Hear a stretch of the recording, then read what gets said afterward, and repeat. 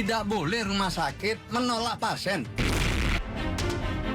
Pemerintah memberikan stimulus ekonomi berupa diskon transportasi. Total anggarannya adalah 911,16 miliar berasal dari APBN maupun non-APBN.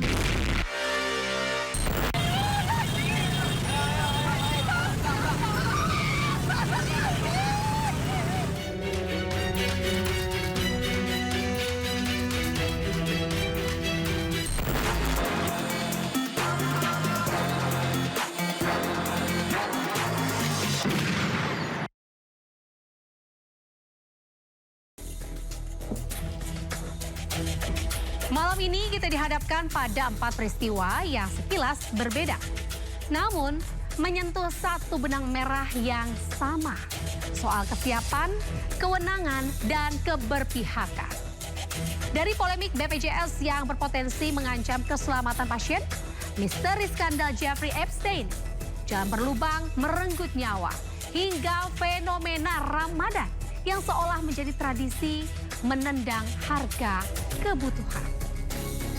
4 cerita, satu pertanyaan besar, sejauh mana negara hadir untuk melindungi warganya? Saya Anita Dewi, inilah Inside Story selengkapnya. Tidak boleh rumah sakit menolak pasien.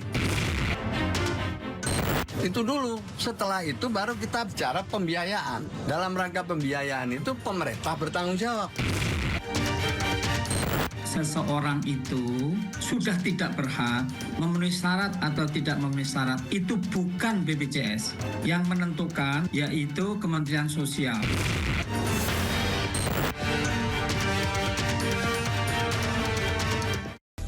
Di tengah kisruh BPJS, nyawa menjadi taruhan saat pasien cuci darah tak bisa berobat.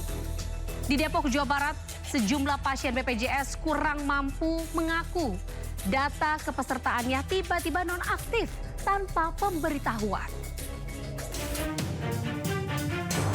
Pasien cuci darah dan pasien yang harus menjalani operasi menjadi dua kategori paling terdampak dari penonaktifan kartu BPJS penerima bantuan iuran atau PBI.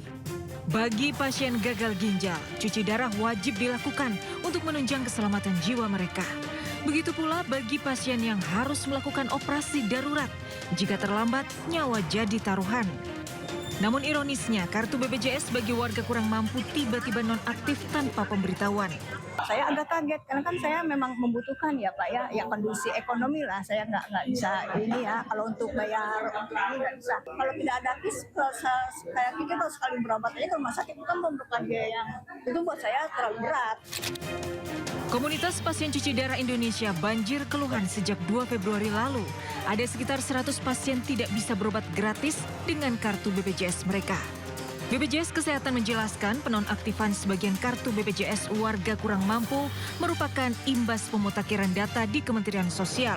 Tujuannya agar penerima bantuan iuran BPJS lebih tepat sasaran. Menteri Sosial Syaifullah Yusuf menegaskan layanan kesehatan harus mengutamakan perawatan pasien daripada urusan administrasi. Rumah sakit tidak boleh menolak pasien, terlebih pasien cuci darah.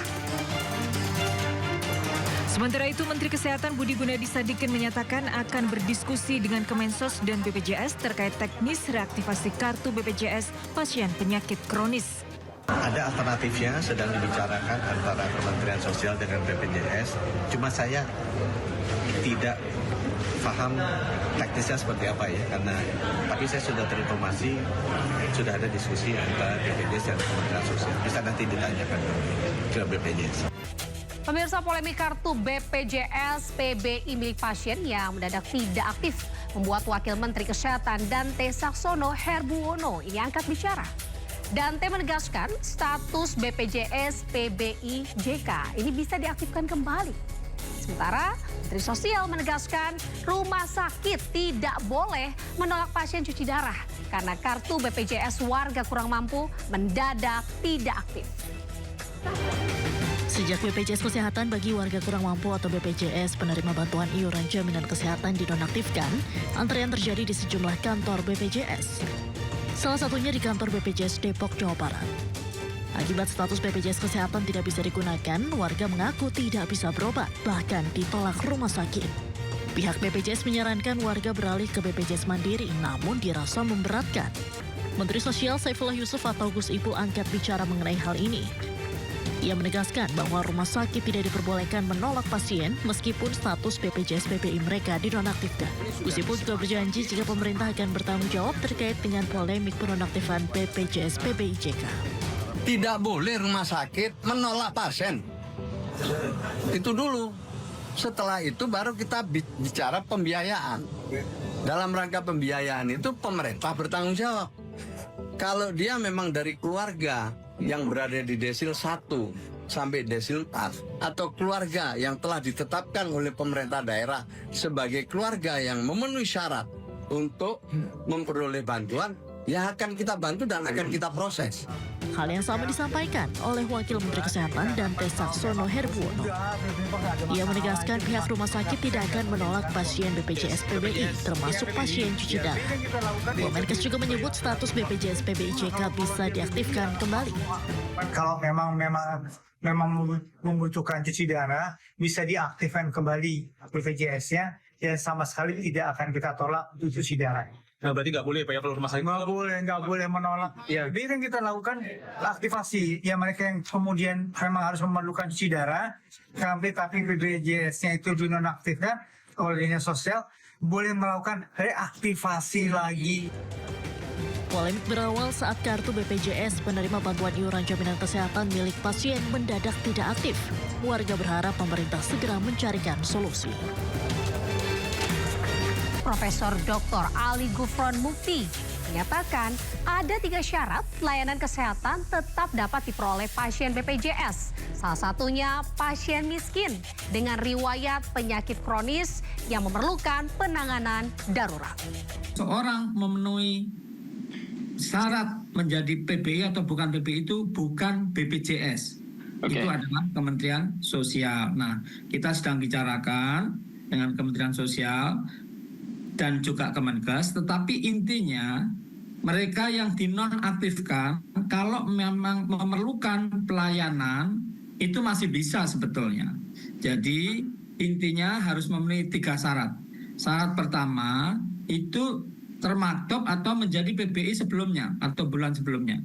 Yang kedua, yang bersangkutan itu setelah diverifikasi memang orang miskin atau rentan ya miskin. Yang ketiga, memang menderita penyakit kronis, contohnya tadi kayak cuci darah ya karena gagal ginjal kronis ya, atau penyakit yang membutuhkan pelayanan emergensi. Pemirsa, DPR dan pemerintah sepakat untuk mengaktifkan kembali 11 juta penerima bantuan iuran BPJS Kesehatan yang sebelumnya dinonaktifkan mendadak. DPR meminta layanan kesehatan dalam 3 bulan ke depan tetap dimaksimalkan. Keputusan ini diambil dalam rapat dengar DPR dengan sejumlah menteri terkait Kabinet Merah Putih. Ini dilakukan agar masyarakat tidak kehilangan akses layanan kesehatan selama proses pembenahan data berlangsung. Alasannya, perlindungan terhadap peserta BPI, BPJS Kesehatan ini harus tetap menjadi prioritas. Transformasi data. Jadi kalau Presiden bicara transformasi bangsa, kita mulai dari transformasi data. Untuk keperluan itu Presiden menerbitkan Inpres nomor 4 tahun 2025 yang harus jadi pedoman bagi seluruh kementerian, lembaga, pemerintah daerah dalam menyalurkan subsidi sosial maupun bantuan sosial. Salah satu diantaranya adalah bantuan untuk penerima bantuan iuran atau PBI. Sudah ditentukan alokasinya 96,8 juta setiap tahunnya, di mana ini dibagi ke seluruh daerah. Datanya itu adalah dari DTSen yang kemudian dimutakhirkan beserta beberapa daerah yang ada. Bupati wali kota mengusulkan setiap bulan ya untuk warganya yang mendapatkan PBI. Setelah kita cocokkan, kita lakukan verifikasi, validasi, baru kita tetapkan kemudian alokasinya untuk setiap kabupaten kota. Sementara itu pemirsa, dalam rapat konsultasi bersama DPR, Menkyu Purbaya angkat bicara terkait penonaktifan peserta PBI JK yang ramai dikeluhkan masyarakat, yang meminta pihak BPJS Kesehatan untuk melakukan pemutakhiran dan juga jangan membuat keributan. Karena uang yang dikeluarkan pemerintah untuk program ini tidak berkurang. Begitu mau cek cuci darah lagi, tiba-tiba nggak eligible, nggak berhak. Kan itu kayaknya kita konyol. Ya, padahal uang yang saya keluarin sama. Saya rugi di situ, uang keluar, image jelek jadinya. Pemerintah rugi dalam hal ini, Pak.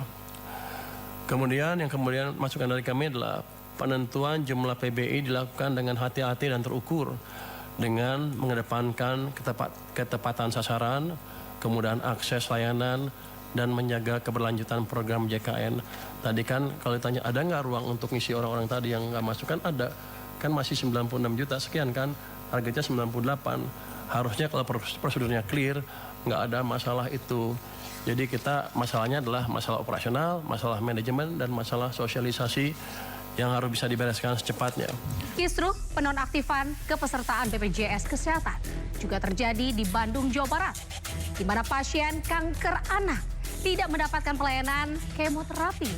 Bahkan pasien ini terpaksa menggunakan BPJS berbayar demi anaknya agar mendapat layanan rawat inap.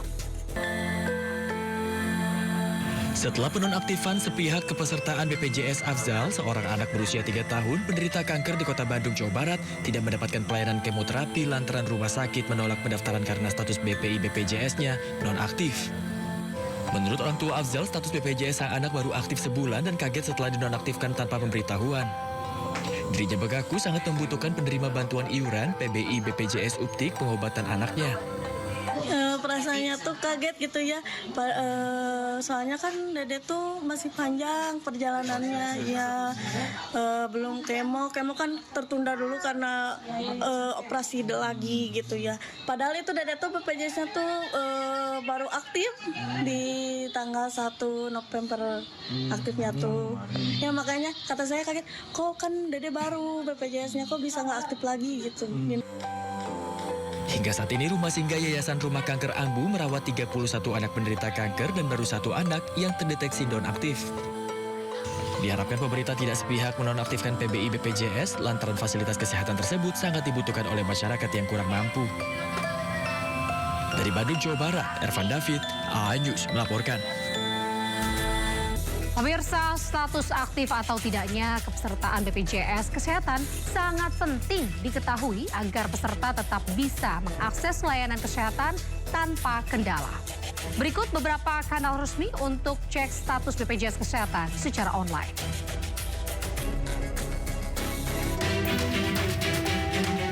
Pertama, aplikasi mobile JKN unduh terlebih dahulu di Play Store. Dan setelah berhasil dibuka, lakukan pendaftaran melalui NIK KTP. Setelah berhasil login, pilih info peserta untuk mengetahui apakah BPJS Kesehatan aktif atau tidak. Kedua, WhatsApp BPJS Kesehatan. Pengecekan melalui nomor fitur layanan pendawa di nomor 0811 8165 165. Kemudian ketiga, hubungi call center 165 dari ponsel Anda. Ikuti instruksi dari operator atau pilihan menu yang muncul untuk layanan cek status kepesertaan.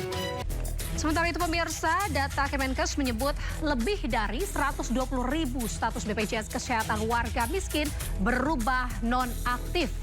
Ironisnya, banyak pasien memiliki riwayat kronis yang memerlukan perawatan jangka panjang, seperti pasien gagal ginjal dan penyakit jantung. Pemanfaatan layanan BPJS Kesehatan bahkan melonjak tajam sejak program Jaminan Kesehatan Nasional atau JKN berjalan. Saat ini, jumlah kunjungan peserta mencapai lebih dari 2 juta orang per hari atau naik hampir 8 kali lipat dibanding awal operasional yang hanya mencapai 252.000 kunjungan per hari di seluruh Indonesia. BPJS mencatat fasilitas kesehatan rujukan tingkat lanjutan atau FKRTL terus bertambah hingga 1.513 rumah sakit sejak program berjalan. Menariknya, 65,8% diantaranya mayoritas bahkan berasal dari sektor swasta. Saat ini total kepesertaan JKN telah mencapai 283 juta jiwa atau lebih dari 98% penduduk Indonesia. Negara hadir bukan hanya sekedar membuat kebijakan, tetapi memastikan keadilan dirasakan. Jaminan kesehatan adalah hak, bukan privilege. Jika rakyat masih gelisah, berarti pekerjaan rumah belum selesai. Karena kesehatan bukan hanya soal layanan, tetapi soal keberpihakan. The disgraced financier Jeffrey Epstein is dead.